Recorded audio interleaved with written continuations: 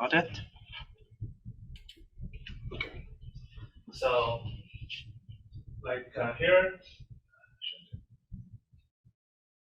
here K field, okay, is not have to be close, algebraic close.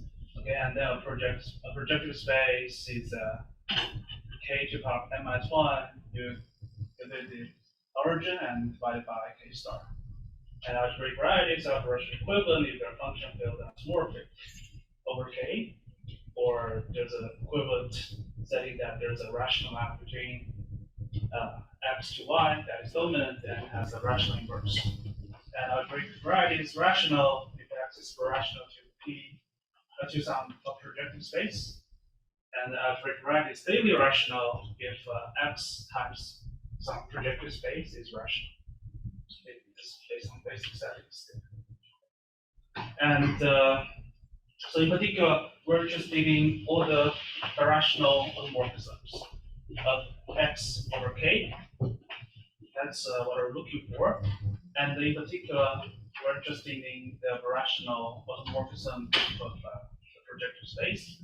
And that group we call the Cremona group of rank n. So right now, we go to the equivariant irrational geometry. Equivariant irrational geometry concerns irrational equivalence of pairs x and g, where G is a subset, is a subgroup of automorphism of X, and the two pairs X and G, X prime and G, are rational equivalent if there is a G equivariant rational map F between X and X prime, such that there's a diagram they commute. And in this case, we write like this. So, I mean, in this case, there is a G equivariant minimal model program. Yes. So that's known. I think for dimension 2, yes. And dimension 3. I'm not sure. Maybe not. Because. But so this minimal model program for G equivariant is specialization of the one that stops for how it works.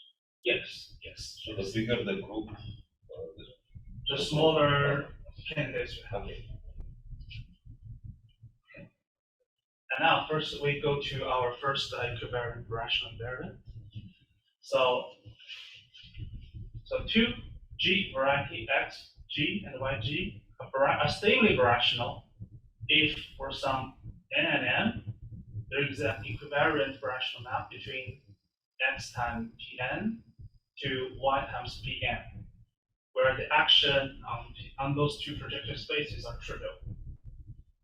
So, and there's a proposition from Manning that assume that 2 G variety are stably rational, then there are permutation modules pi 1 and pi 2 such that their Picard group plus pi 1, a Picard group of x plus pi 1 is isomorphic to Picard group y plus pi 2.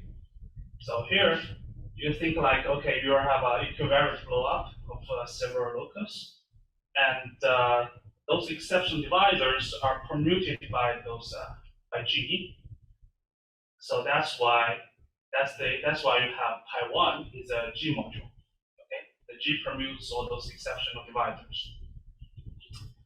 Okay, and as a corollary, we have H1 of G acting on Picard of X is equal to H1 of G acting on Picard of Y, since this part is 0 by Shapiro's lemma.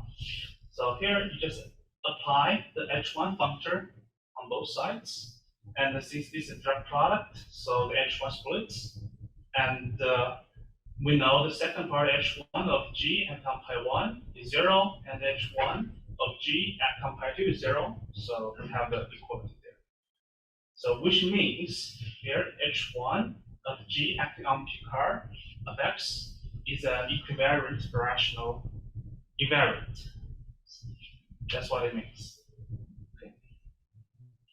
And if X and G is stably linearizable, which means X is birational to projectivization of some representation of G.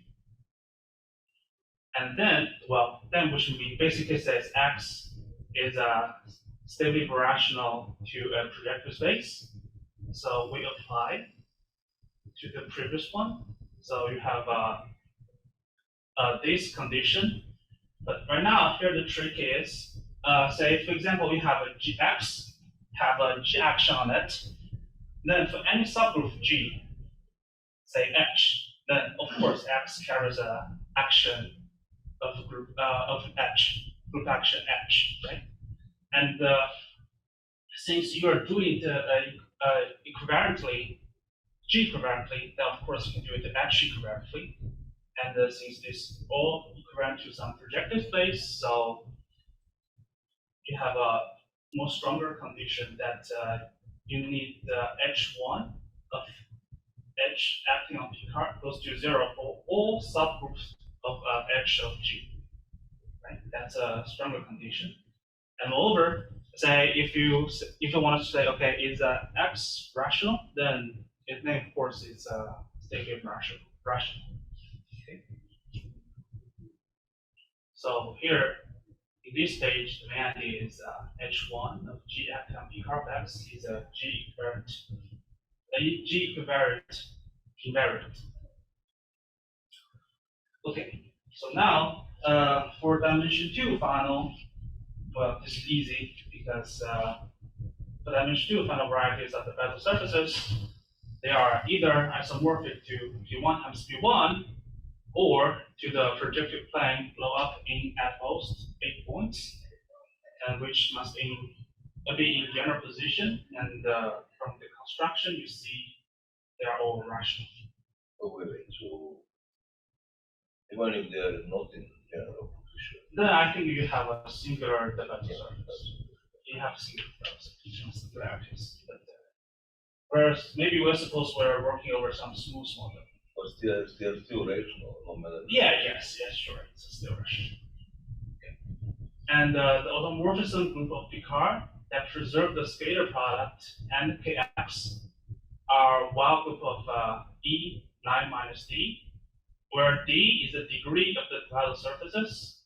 And moreover, we set E5 equal to D5, E4 to H4, and E3 equal to A2 times A1 for convention or for simplicity.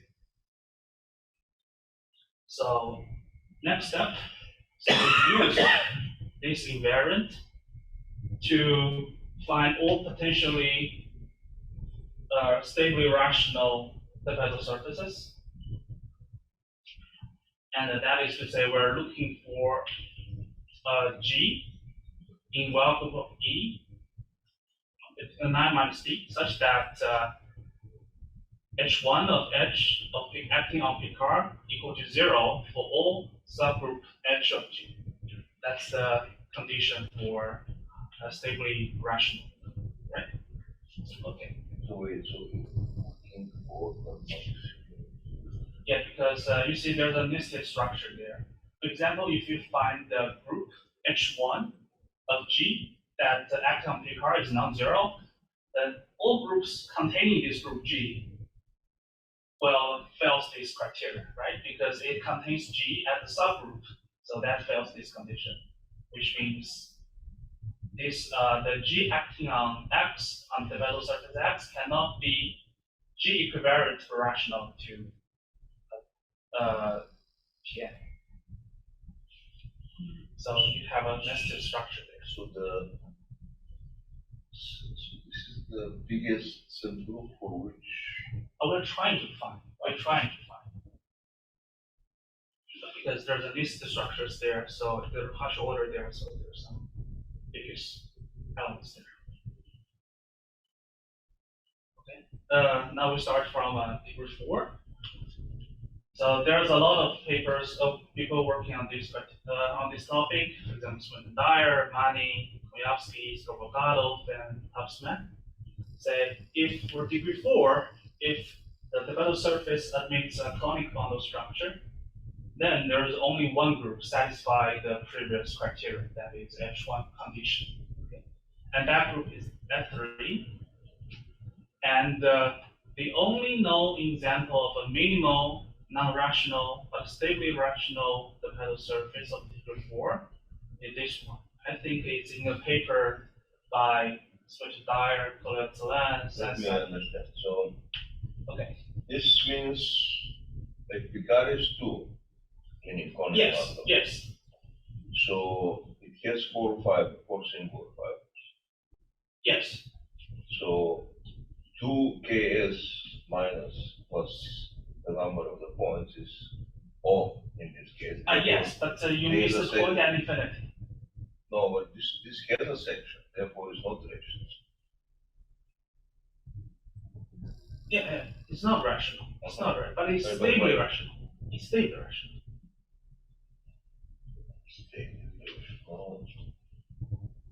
Well, I don't know if this 2Ks plus determinant is an invariant for stable rationality, but certainly it's an invariant for rationality. Because in this case, this linear system is precisely O on Q1, F section, and therefore Riemannian's criteria from 60 years is not rational. Yeah, it's not rational.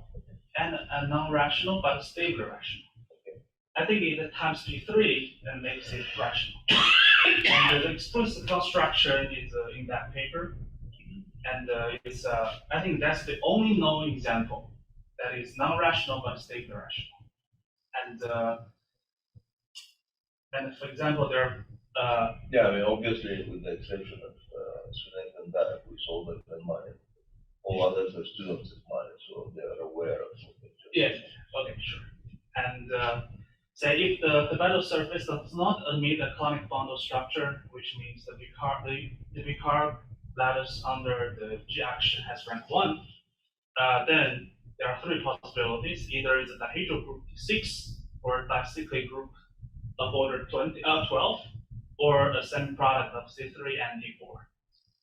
That's all possible things. Okay.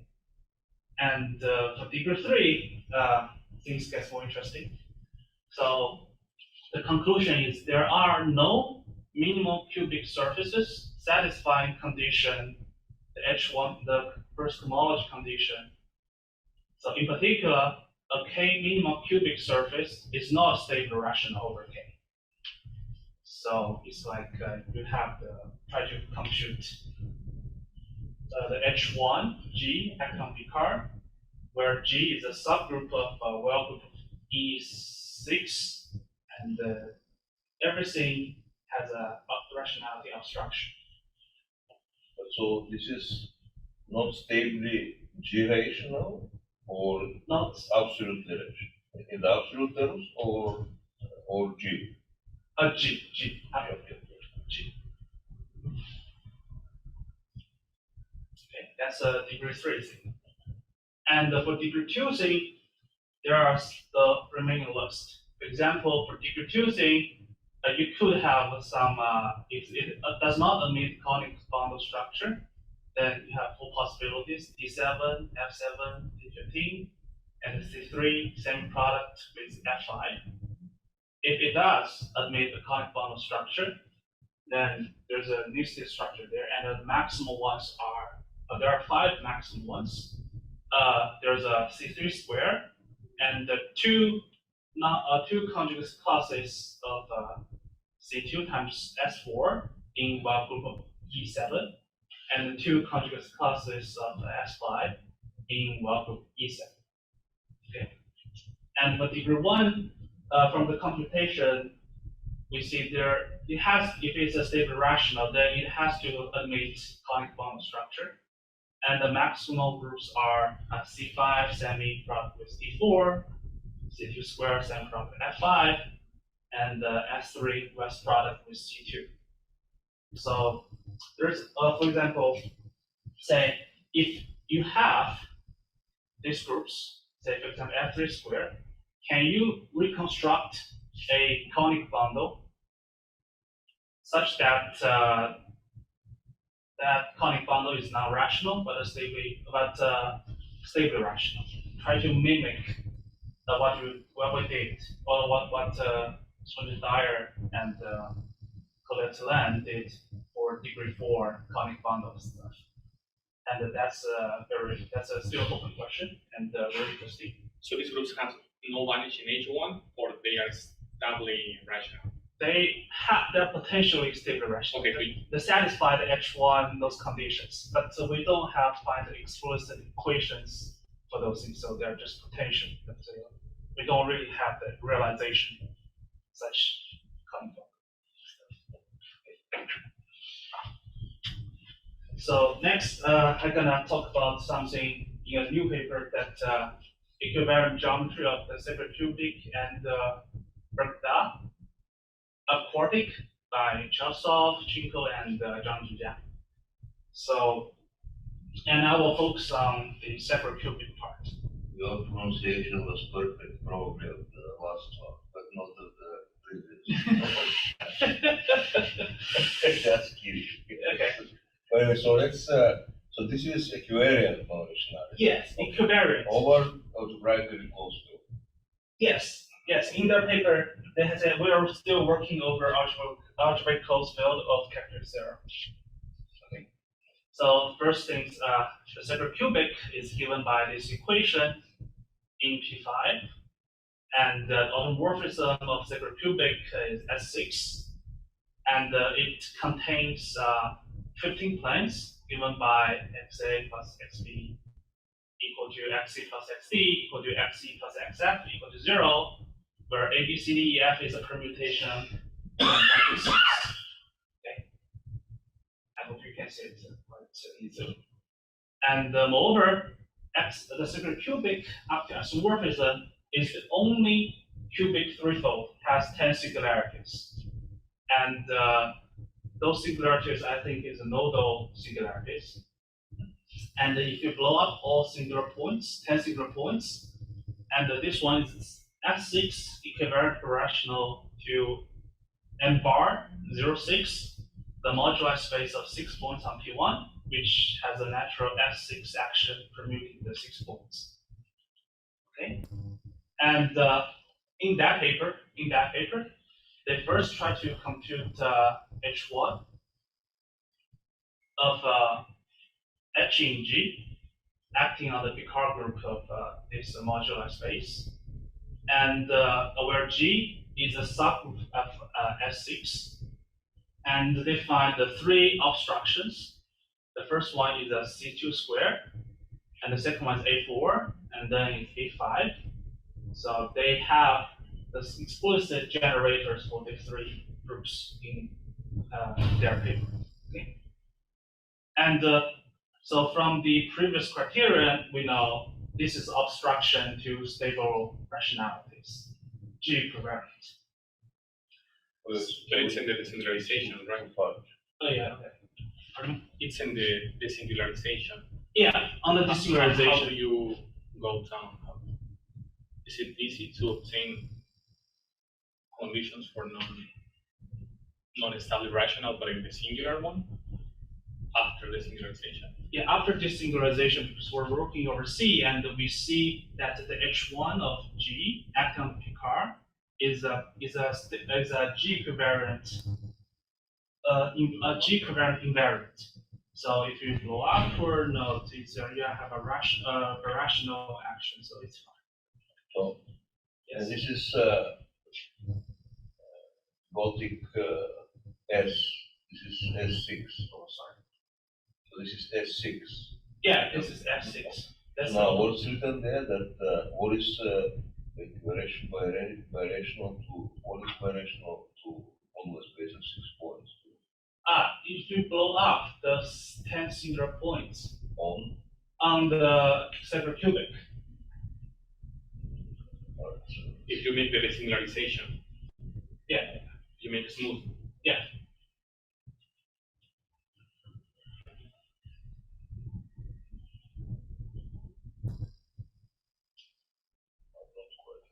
So I mean, the sacrocubic is rigid. It has no more. There's only one sacrocubic. Yeah. So then, But you have to blow up the 10 singularities. Okay, then you have all these 10 points. okay, then you are a smooth model.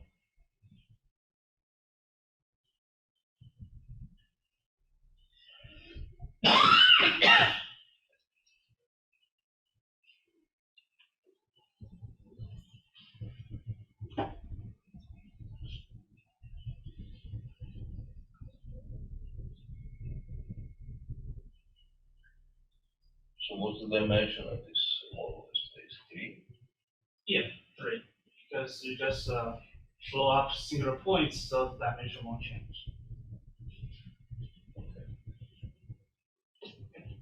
So, and later, there's a diagram in their paper, and there are 2 groups. There are actually one group, U1, that is residual square, and the group H1, U1 has this H1 obstruction to stable linearizability.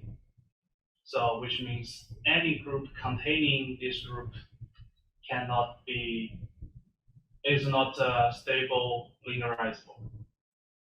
Actually, that's from this one. Okay, the C2 square active Picard has a non-trivial cohomology, so that's why he has these results. Okay, this is from computation.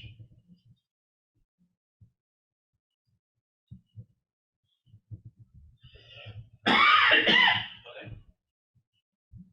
And the next one is another trick.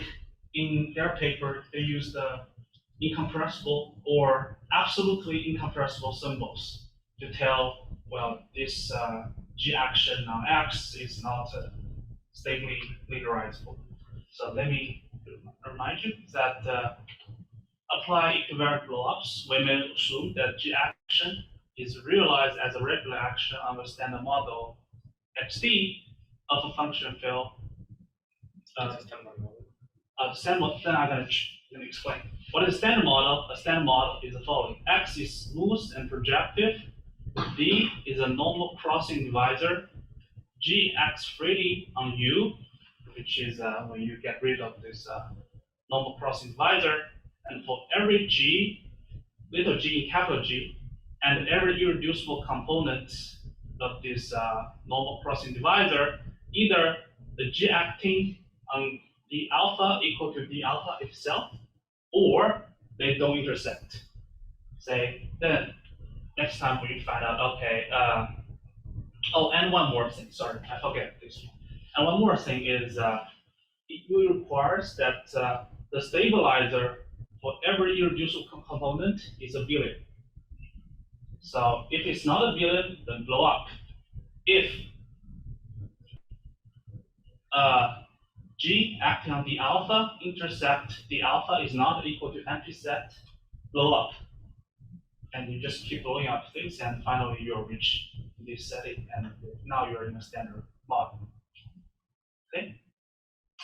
And given such a model, let the alpha be the set of irreducible divisors with non-trivial, thus necessarily cyclic stabilizers, H in a subset H as a subgroup G, and we consider this up to conjugation in G, and each such d alpha inherits a residual action of a group Y in the centralizer of H in G, quotient out by H, because the action group on this d alpha has to stay in the centralizer, and the G acting on d alpha is trivial, so just quotient out. So among all those irreducible component of divisors, we're interested in a subset corresponding to those divisors together with the respective Y action that cannot be obtained via equivariant blowups of any standard model of any G variety. Okay. So yes. Can you give us an example of something in P3? Yes, I'm gonna give you an example at very last. I will show you. They actually prove quite a strong proposition. Let me show you right now. Okay, here is a brief discussion. For example, in dimension 2, first let me explain. A divisorial symbol is absolutely incompressible if D is a curve of genus greater than 1, or D is a genus 0 curve, but action y on D is so not. This lives in where, in what variety, in P3 or in these things, this curve lives where is it? Any variety. But in something rational, or You don't care. so what is the? Oh, okay. So that's why I think I should follow Yeah, the page by page. Otherwise, that's right. yeah. Otherwise, the order is wrong. So it's like I jumped off the train. So just be careful. Cannot be obtained by equivalent laws of any standard model of any G variety. That's the key point of incompressible symbols. And a divisorial symbol is called incompressible if it cannot arise from the term theta 2 in relation P2. So I will say these two are actually equivalent definitions of incompressible symbols. Otherwise, the symbol is called compressible. And here, there's a general form of a symbol where H alpha is the stabilizer of a generic point of D alpha, and Y alpha is the action group variety D alpha. And say if D alpha has codimension 1 is a divisor, then we say, okay, this symbol is a divisorial symbol.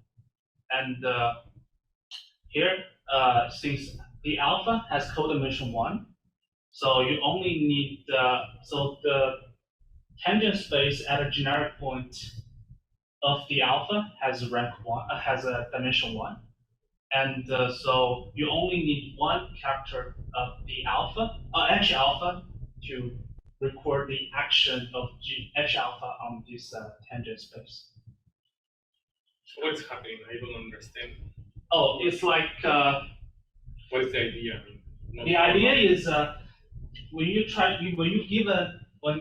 have a G action on X, and you can write down this symbol. G on X, which is in the Versailles group, and this class is a G equivalent invariant.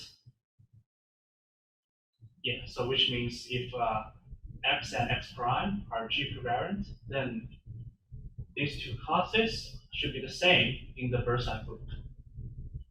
So so basically you have Pn on which you have a group function.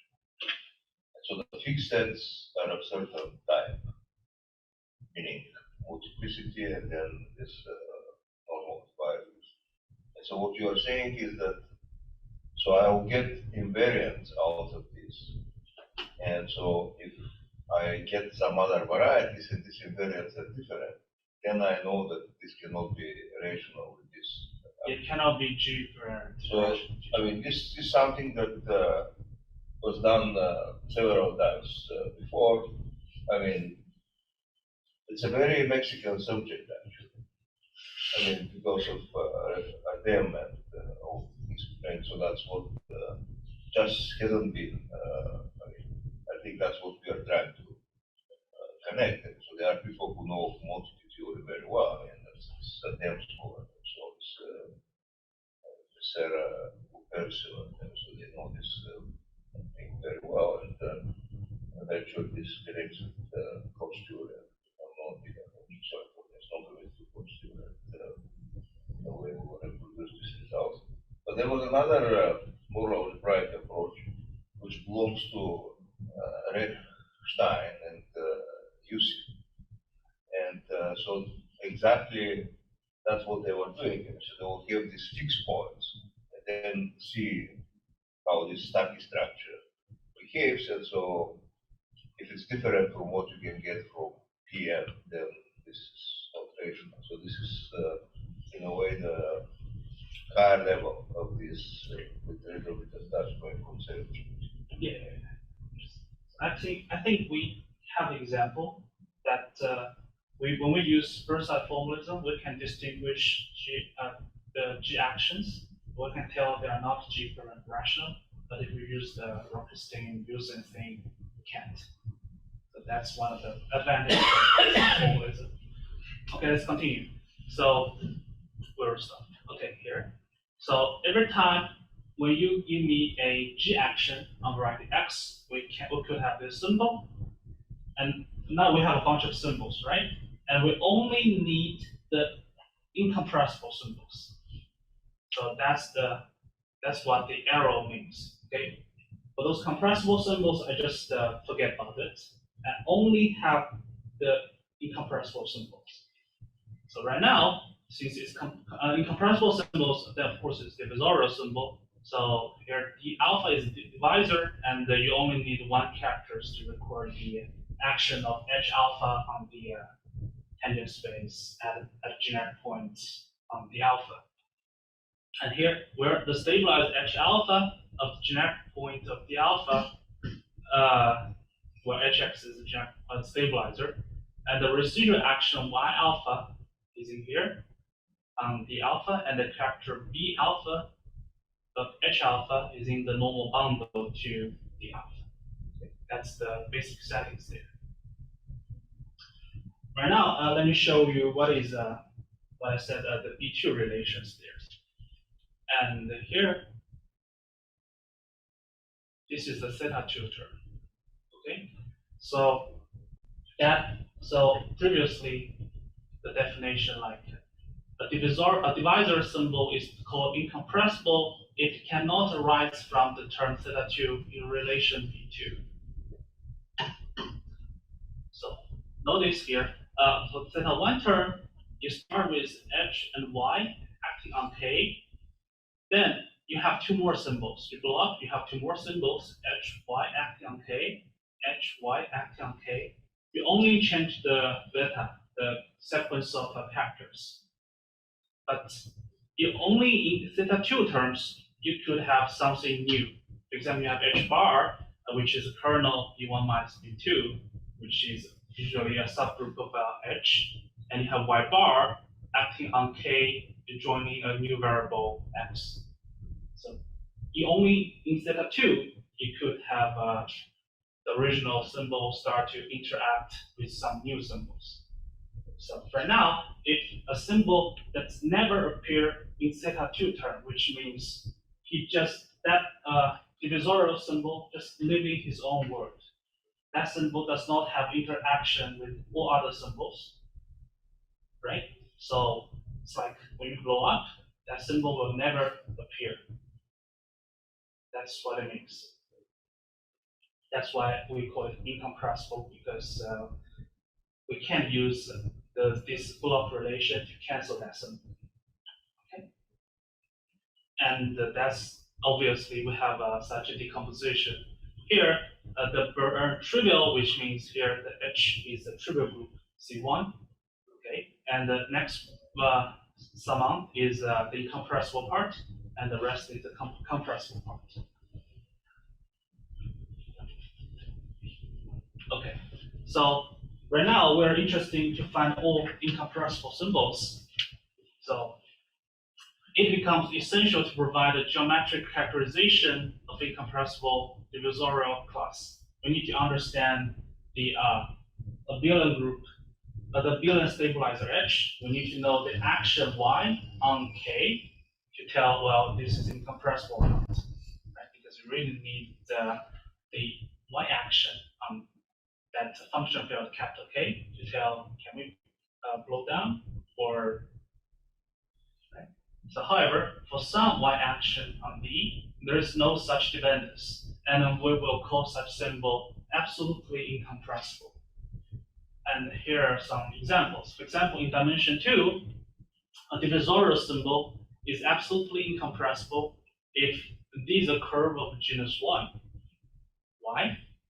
Because if you want that symbol appear in theta 2 term, right? Then you need to blow up. But you need to blow up something to get a codimension 1 thing. But right now you're dimension 2, so you want to blow up to get a curve. But right now, what you could do, you can only blow up points to get a curve, right? But when you block point, the only curve you have is P1, and it has genus 0. So if you have some curve that is genus greater than equal to 1, so it cannot come from the 1. Okay. Another one say, okay, what if I have the curve is genus 1, but the action on D is non-cyclic? If you remember here, the H is the kernel of B1 minus B2, and the kernel of B1 minus B2 is always cyclic. So if you have some non-cyclic action at the genus 0 curve, then it's impossible. So here are examples of absolutely incompressible symbols.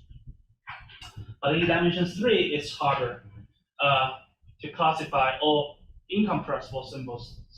Be careful, right now we get rid of the absolute incompressible. Okay, we only have incompressible symbols, but we only need some of them. Say if D is not uniroot, or D is Y birational to a Y solid the pencil surface, or Y action on D has cohomology, or Y action on D is not equivalently birational to a Y action on the P1 bundle over a curve. There are several cases that you can tell they are incompressible.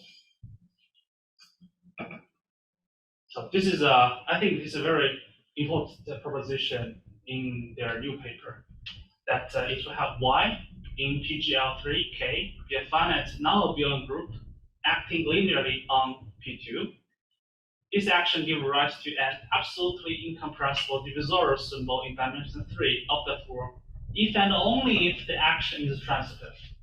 Okay, they proved this proposition, which is, I think is quite strong.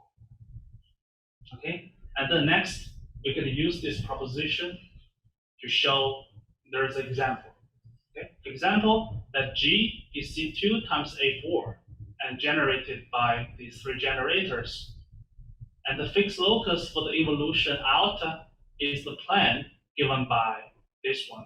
That's one of the 15 planes on the sacred cubic, right? With residual A4 action on it. So this gives us a divisorial symbol C2, A4, acting on K of P2 with weight 1. And according to proposition 4.2, this divisorial symbol is absolutely incompressible because the action on K2 is transitive. Okay, so you have incompressible symbols there. Though X3 is not in standard form, we need to blow up because we have singularity state, right? And have intersections. But G does not leave invariant and irreducible subvariety of X3 with non-trivial stabilizer except that plane. So therefore, no equivariant blow-up of X3 can possibly contribute the symbol X to the class. So when after you put X3 in the standard form. So the class then contains incompressible symbol S with multiplicity 1. Okay, that's the argument. So if you compute the G action on the sacred cubic, and you only count the incompressible symbols, then you only have this symbol S with multiplicity 1. Next, we try to compute all possible G action on P3, and there's an algorithm to compute it. Okay? And we focus on the incompressible symbols, and we find out all G actions on P3, the incompressible part contains S with multiplicity 2. That's what we found. So then we conclude that this G action on X3, and that's also the action of C2 times S4 previously. Remember, here G is C2 times A4, and here C2 times S4 containing G are not projectively or linearizable nor linearizable, because here the multiplicity of these incompressible symbols does not match. Okay, when you take their difference, there's such a symbol with multiplicity 1 remains, and it's not 0, which tells these two X3 and the P3 are not G-equivalent birational to each other. Okay, and in their paper, they also give another example using this symbol that is case F in section 5, but I don't think I have time. So that's the end